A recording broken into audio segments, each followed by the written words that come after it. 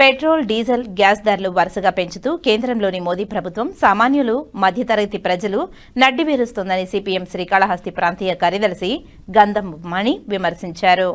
పెంచిన ధరలను తక్షణమే రద్దు చేయాలని డిమాండ్ చేస్తూ మంగళవారం అంబేద్కర్ సర్కిల్ వద్ద నిరసన తెలిపారు. 4వసారి మళ్లీ లీటర్పై 2.86 చొప్పున చమురు ధరలను పెంచి పేద, మధ్యతరగతి ప్రజానికంపై పెనుభారం వేయడం గమనార్హమని తెలిపారు. దఫాలుగా భారాలు వేస్తుండటంతో నిత్యం జీవిత అవసరాల ధరలు పెరిగి ప్రజలు నానా ఇబ్బందులు పడుతున్నారని మండిపడ్డారు.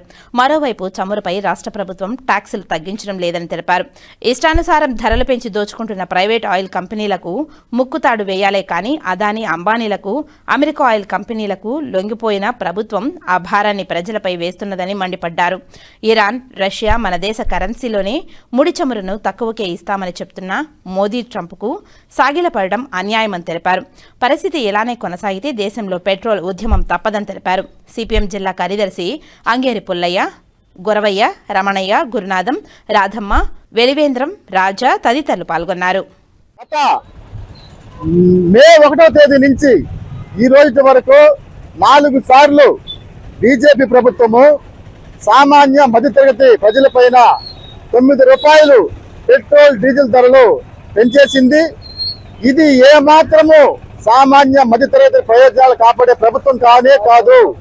ఇది కార్పొరేట్లకి, అదేవిధంగా అదానీ, అంబానీల ప్రయోజనాలు కాపాడే ప్రభుత్వము. అంతర్జాతీయంగా ఒక పక్క ఇరాను మేము రూపాయల్లో మీకు సరఫరా చేస్తాము, ఒక పక్క రష్యా మేము మీకు సరఫరా చేస్తాం రూపాయల్లో అని చెప్పి మొత్తుకుంటున్నా కూడా అమెరికా తొత్తుగా మారిపోయినటువంటి నరేంద్ర మోడీ, ట్రంప్ యొక్క బెదిరింపులకు భయపడిపోయి మన విదేశాంగ విధానానికి తక్కువ తొట్టిపెట్టి ఈ విధమైనటువంటి దేశానికి నష్టం చేసేటువంటి చర్యలు తీసుకొని ఈరోజు దేశ ప్రజల పైన పెట్రోల్ ధరల రూపంలో భారాల మోపుతో ఏమాత్రం సమంజసం కాదు. మోడీ ఈ దేశానికి ప్రధాన, నరేంద్ర మోడీ ప్రధాన అనేది సిపిఎం పార్టీకి మేము ప్రశ్నిస్తా ఉన్నాము. మోడీ ట్రంప్ కొనమంటే రష్యా నుంచి పెట్రోల్ కొంటాడు, రష్యా నుంచి కొనొద్దంటే కొనడు. ఇంత దుర్మార్గమైనటువంటి ప్రధాని మా దేశాన్ని ఎప్పుడు పరిపాలించలేదు.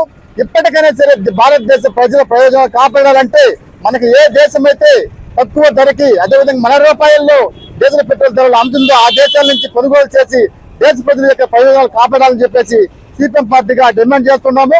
మన విదేశాంగ విధానాన్ని కాపాడాలి, ట్రంప్ కు భయపడే విధానాన్ని విడనాడాలి. కాబట్టి ఈ దేశ ప్రజల యొక్క బీజేపీ ప్రభుత్వం ప్రయోజనాలు కాపాడాలని చెప్పేసి లేని పక్షంలో ప్రజల యొక్క తీవ్రమైన వ్యతిరేకత వచ్చి బీజేపీ ప్రభుత్వాన్ని గద్దెదించే పరిస్థితి వస్తాయని చెప్పేసి హెచ్చరిస్తా ఉన్నాం.